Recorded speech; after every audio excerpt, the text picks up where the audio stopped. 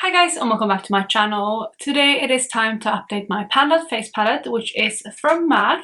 I've now been working on this one for almost 10 months, which feels scarily long, but I did of course roll this one in at the beginning of the year, and it is a highlighting palette. So my goal with this palette is to finish up as much as I can out of it. I was ideally hoping to finish the whole palette, but I realized quite quickly this year that that would not be possible, but I'm hoping again to finish as much as I can. I want to at least finish up one of the shades and then just get as far as I can with the other two. So I'm going to jump into the palette and let you know where I'm sitting with it today. But before I do that, if you're new here, please consider subscribing. I would love to have you in the family. Let's jump into the video.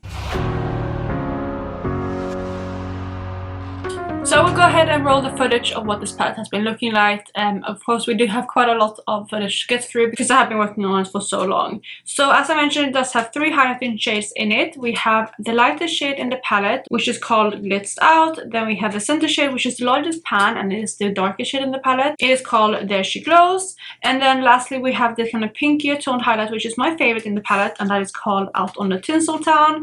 And yeah, I've been just working away on these ones as much as I can. I did definitely focus on certain shade more at certain times of the year, but I would say a couple of months in, I definitely started focusing a lot on the last shade, and like I said, that is my favorite. It is the one that I get the most use out of. It suits my skin tone really well, and I don't really have to mix it too much to make it work. I was also able to hit pan on that last shade, as you might be able to see at the footage. The other two still have a long way to go left to pan though, but I'm doing my very best. And this is what the palette looked like last month. So again, I do have mainly progress on that last shade, but you can also start seeing some wear and tear on that center shade specifically. But like I said, still quite far away from pan. And this is what the palette looks like today. So I'm hoping that there is some pan expansion on that final shade and also more progress on the other two. So yeah, that is the palette right here. You can see the comparison, and this is it right here. You can see, get a new overview. But yeah, this is what it looks like, and I'm going to kick it off with this first shade right here. So that is my least used shade for sure in the palette. I have reached for it 15 additional times this past month though. I have been mixing this one with the other two shades quite a bit, and that is how I'm using it right now. It is basically too light on its own for me, which is why I mainly had to mix it, and that's also why it's my least used shade. So far, I have reached for it 79 times this year, so yeah, definitely a long way to go, but that is where I'm sitting with that shade. Moving on to the center shade, which is again There She Glows. This is the one that I'm hoping to maybe hit pan on before the end of the year, but I feel like it might not happen. I don't know. It's just slower moving than I expected, and it's just such a pigmented shade. This formula is very pigmented. It's also like that kind of baked jelly formula, which means that it moves very slowly.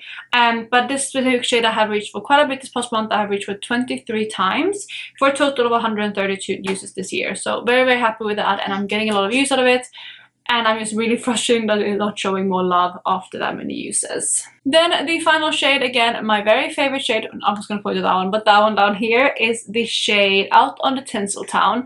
And that is the one that I reach for the most. I basically, when I use my highlight palette now, I mainly mix all 3 shades at the moment, but I swirl in this one first and then I just kind of tap between these two. So I mainly get use out of this one because it is the shade that suits my skin tone the most. It's also slightly more like subtle than the other two, I would say, so I can build it up a little bit more. And again, that's what I'm wearing today. I'm wearing all 3 shades mixed today, like I described it. So this one I've also reached for 23 times, same as this dark one. I did have a couple of days in the beginning of the month when I mixed only these two, but I feel like now mixing all 3 works better because I have lost basically all my tans from the summer.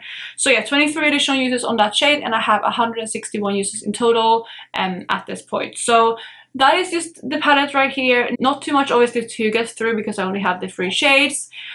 I really want to finish this shade before the end of the year. I still have quite a long way to go, and there's still a lot of product that picks up whenever I go into it, but I can see that it's flattening out a lot. You can see it's that kind of baked gelée mesh kind of pan, and I'm considering, I think I'm going to use it for 1 more month, but I think next update, which will be the second last, well, it will be the last after before the finale, I think what I might do at that point is just pick out that kind of mesh and then scrape out what I can and repress it, because it is getting harder to pick up. Obviously, again, there is still product coming out on my brush, but I don't want to damage my brush, and I feel like if I just take it out of this pan, it will be easier to use at that point. But I think it's a little bit too high in like this corner right here still. I can still get a lot of product there. although this side here is definitely flattened out a lot. So I think 1 more month of using that one normally will probably do, and then at that point I will repress this shade, and fingers crossed I can finish it before the end of the year. Of course I have kind of given up on these two to finish. It's not going to happen. I was hoping to pan on this middle shade, but I'm not going to force it if it doesn't come naturally. And then at that point I'm going to have to decide if I want to keep this palette, if I want to use, you know, put it back in my collection, if I want to keep working on it next year, or if I want to declutter it. But that's going to be it for my update today. Short and sweet with this one because I feel like there's not too much update. I go through the usage of each shade, but you guys know how I use these. You have had updates on these shades all year, so I feel like there's not much new to add. I really hope to get a massive dent in this shade by the next month. I just realized what I forgot. I forgot to do the weights. Okay, I will do that quickly first, but yeah, I will try to get as much use out of that shade before the finale as I can. And I completely forgot, but I'll go through the weights, of course, before I wrap up this video. So to recap, this palette weighs 9 grams advertised, and splitting that cost a month. In order to finish this palette, I would have had to use 0.75 grams per month, which obviously hasn't happened, but I know that I'm not going to finish this one. And as introduction, this palette weighed 99.90 grams. In quarter one, I was able to finish up 0.53 grams, so just over half a gram. Not much at all, but you know, I was getting some use out of it. I was working on a different highlighter too, which is why I think I didn't use too much up in the first quarter. In quarter two though, I definitely stepped it up. I was able to finish 0.79 grams, so very happy with that. And I did even better, almost double that in quarter three. I was able to finish 1.35 grams that quarter, which was amazing, and that was obviously leading up to this past update. So at that point, which was a September update, the palette weighed 97.23 grams, and today the palette weighs 96.84 grams, which means that I was able to finish 0.39 grams, which is actually exactly what I finished in September, which is very interesting. And in August I finished 0.38 grams, so I feel like I stabilized at that number, but I'm really happy with that. So yeah, 0.39 grams used up in October, which brings me to a total use in the palette so far of 3.06 grams, which is insane. It's just a third of the palette. Yeah, because the palette has 9 grams advertised, so it's basically exactly a third of the palette, which kind of makes sense. I feel like looking at this palette, it looks like I used about a third of it.